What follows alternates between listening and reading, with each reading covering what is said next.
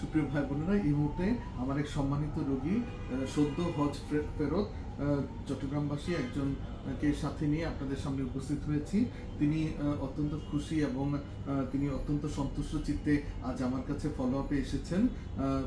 হজ থেকে এসেছেন আমার জন্য তসবি, জায়নামাজ, আতর এবং জমজমের পানি এবং আজওয়া খেজুর নিয়ে এসেছেন। এই উপহারগুলো পেয়ে আমি সত্যি অভিভূত, তার কারণ ভালোবাসার এগুলো অমূল্য নিদর্শন। আমি খুব সাদরে গ্রহণ করেছি এবং আমি খুব হৃদয়ঙ্গম করি এই ভালোবাসা আসলেই অমূল্য। তিনি খুব অসুস্থ ছিলেন হজে যাওয়ার পূর্বে। আমার কাছে বিগত 4 মে 2024 তারিখে তিনি এসেছিলেন চট্টগ্রাম থেকে। তার ক্রনিক হেপাটাইটিস বি ভাইরাস জনিত লিভার সিরোসিস ছিল এবং সাথে বেশ জটিলতা ছিল। জটিলতার মধ্যে তার রক্তের পরিমাণ অনেক কম ছিল, হিমোগ্লোবিন, তার প্লেটলেট কাউন্টও ছিল 30,000-এর মতো। তো এমত অবস্থায় চট্টগ্রামের যারা ওনার চিকিৎসা করতেন তারা বলেছেন যে উনি হজে যেতে পারবেন না, বা ওনার শারীরিক যে অবস্থা ছিল হজে যাওয়ার সম্পূর্ণরূপে অনুপযুক্ত ছিল। তো এটি শুনে তিনি তার মন ভেঙে যায়, তার কারণ বহুদিনের ইচ্ছা ছিল তার হজ করবেন। ঠিক সেই অনুযায়ী তিনি প্রস্তুতি নিয়েছেন, টাকা পয়সার সংস্থান করেছেন, কিন্তু ওই মুহূর্তে তার শারীরিক অবস্থা তাকে যখন সহায়ক ছিল না, এতে তিনি ভেঙে পড়েছিলেন। এমত অবস্থায় চট্টগ্রামের কোন এক শুভাকাঙ্ক্ষীর মাধ্যমে শুনে তিনি আমার শরণাপন্ন হন এবং আমি তার বিস্তারিত রোগ ইতিহাস নিয়ে তার ক্লিনিক্যাল পরীক্ষা করি, আরও কিছু পরীক্ষা নিরীক্ষা করে আমি তাকে কিছু চিকিৎসা দেই। এতে দেখা যায় তার সমস্যাগুলো অনেকখানি লাঘব হয়। তো এমত অবস্থায় তাকে আমি কিছু চিকিৎসা আমি দিয়েছি।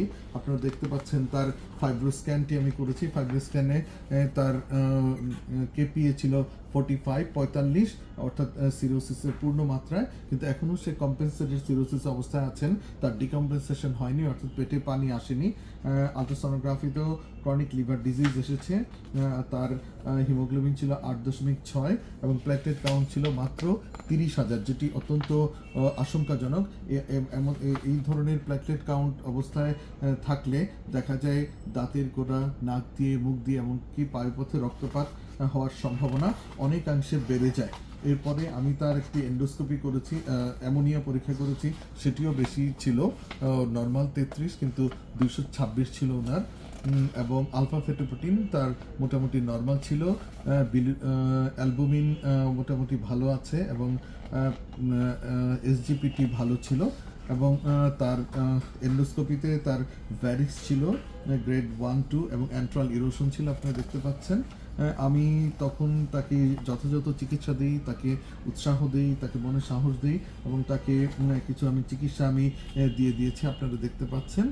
উনি আজ এসেছেন সন্তুষ্ট চিত্তে এবং অত্যন্ত কৃতজ্ঞ চিত্তে। তার চেহারা আল্লাহর রহমতে অনেক সুন্দর হয়ে গিয়েছে, তাকে দেখতেও ভালো লাগছে, সুদর্শন মনে হয়।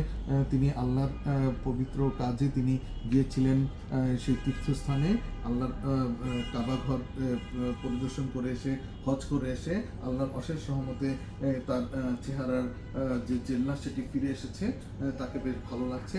এমত অবস্থায় আমরা তার মুখ থেকে শুনবো তিনি কেমন আছেন এখন। ভাইয়া, আপনি এখন কেমন আছেন?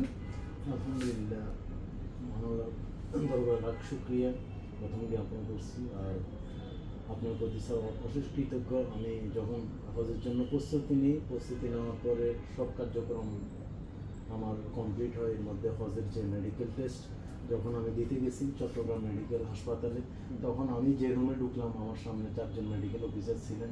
প্রথম আমি প্রত্যেক হাজিরাই সবার সামনে যাচ্ছে, মেডিকেল চেক আপ করতেছে। আমি যাওয়ার পরে উনি আমার বিস্তারিত সব দেখে বললো যে আপনার এই অবস্থা, আপনার এই কেন আসছেন, আপনাকে তো এই মেডিকেল ফলো আপ দেওয়া যাবে না। পরে ওনার সাথে আরও যে 3 সহকর্মী ছিল ওনাদেরকে যেগুলো আপনার আনফিট, আপনাকে এটা কোনোভাবে আপনাকে পাস দেওয়া যাবে না, ভ্যাকসিন দেওয়া যাবে না, আপনি এই রিটার্ন যান।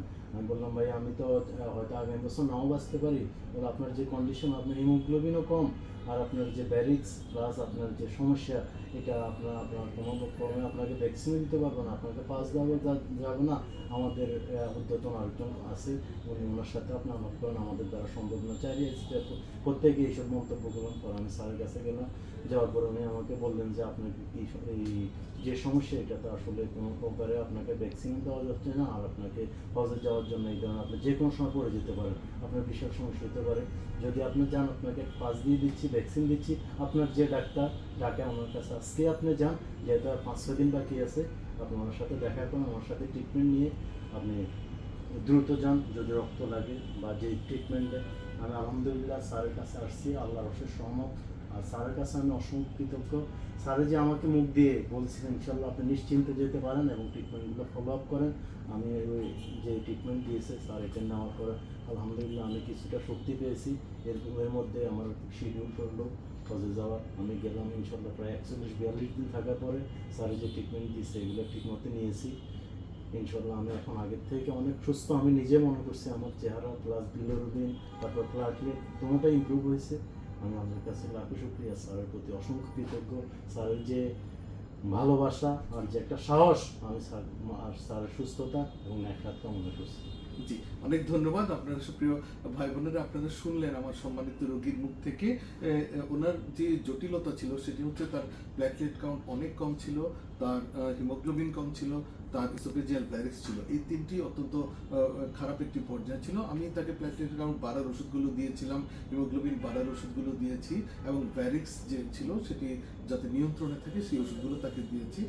তো আল্লাহর রহমতে উনি আল্লাহর ঘরে গিয়েছেন। তিনি এমত অবস্থায়, আপনারা জানেন সৌদি আরবে অনেক গরম পড়ে, উষ্ণমণ্ডলীয় দেশ, এবং এই গরমের মধ্যে তিনি তাওয়াফ করেছেন, তিনি মিনা পর্বতে গিয়েছেন। হজের যত যে যে কসরতগুলো রয়েছে এবং বিভিন্ন যে প্রক্রিয়াগুলো রয়েছে সবগুলি তিনি কিন্তু সুচারুরূপে এবং সাফল্যের সাথে তিনি সম্পন্ন করতে পেরেছেন। সম্ভবত পরম করুণাময় অসীম দয়ালু আল্লাহর অশেষ রহমত ছিল। আমি এখানে বলতে চাই যে লিভার সিরোসিস হলে পরেই যে জীবন শেষ হয়ে যায় তা কিন্তু নয়। লিভার সিরোসিসের জটিলতা পর্যায়েও রোগীকে যথাযথ চিকিৎসা দিলে পরেও রোগী কিন্তু সক্ষম থাকতে পারেন, স্বাভাবিক কাজকর্ম করতে পারেন। হজের মতো এরকম একটি শারীরিক কসরতপূর্ণ কাজও যথাযথভাবে সম্পন্ন করা সম্ভবপর হয়। তাই লিভার সিরোসিস হলে পরেই দুর্ভাবনায় বা দুশ্চিন্তায় পড়ে যাওয়ার কোনো কারণ নেই, মানসিকভাবে ভেঙে পড়ার কোনো কারণ নেই। যথাযথ চিকিৎসা পেলে অবশ্যই এই ধরনের রোগীরাও সুস্থ থাকতে পারেন, ভালো থাকতে পারেন, স্বাভাবিক কাজকর্ম করতে পারেন। সুপ্রিয় ভাই বোনেরা, আমি সবসময় বলি একটি এবং এই কথা বিশ্বাস করি যে ডাক্তার চিকিৎসা করেন, আল্লাহ সারিয়ে তোলেন। এখানে ঠিক একই বিষয়টি কাজ করেছে। আমি আপনাদেরই একজন সাধারণ মানুষ, আমি চিকিৎসা বিদ্যা জানি, আমি চিকিৎসা দিয়েছি, কিন্তু পরম করুণাময় অসীম দয়ালু আল্লাহ সারিয়ে তুলেছেন। এই all credit goes to the almighty Allah. আল্লাহর কাছে এই সমস্ত ক্রেডিট যাবে। আমরা উছিলা মাত্র। তো আমি চেষ্টা করি যে যে কোনো রোগী বা যে কোনো মানুষ আমার কাছে আসলে তাকে একটি সঠিক দিক নির্দেশনা দিতে, তাদেরকে পথ নির্দেশনা দিতে। তার কারণ রোগীরা যখন রোগগ্রস্ত হন তখন এই পৃথিবীর সব কিছুই তাদের কাছে মূল্যহীন হয়ে যায়। তাদের জীবনের যা কিছু আছে সব তারা দিয়ে দিতে চান চিকিৎসককে, তাদের মন মানসিকতা, তাদের ধন সম্পদ, টাকা পয়সা সব দিয়ে দিতে চান। তো এমতো অবস্থায় রোগীকে একটি সঠিক দিক নির্দেশনা প্রদান করা এটি প্রতিটি ডাক্তারেরই নৈতিক দায়িত্ব এবং কর্তব্য। আমি সেই বিষয়টিকে মনে ধারণ করি, বিশ্বাস করি এবং সেভাবেই চলার চেষ্টা করি। আমি চেষ্টা করেছি তাকে একটি সঠিক দিক নির্দেশনা দিতে এবং তাতে তিনি ভালো ফল পেয়েছেন। সুপ্রিয় ভাই বোনেরা, আপনারা সবাই ভালো থাকবেন এবং আমার রোগীর জন্য দোয়া করবেন যেন তিনি এই লিভার সিরোসিস নিয়ে যতটুকু আছেন এতটুকুতেই তিনি ভালো থাকেন এবং তিনি দীর্ঘায়ু লাভ করেন এবং স্বাভাবিক আয়ুষ্কাল লাভ করেন। এবং একই সাথে আমার জন্য দোয়া করবেন যেন আমি চিরকাল আপনাদের পাশে থেকে এই ধরনের সেবাগুলো দিতে পারি। সবার কাছে দোয়া চেয়ে বিদায় নিচ্ছি। আল্লাহ।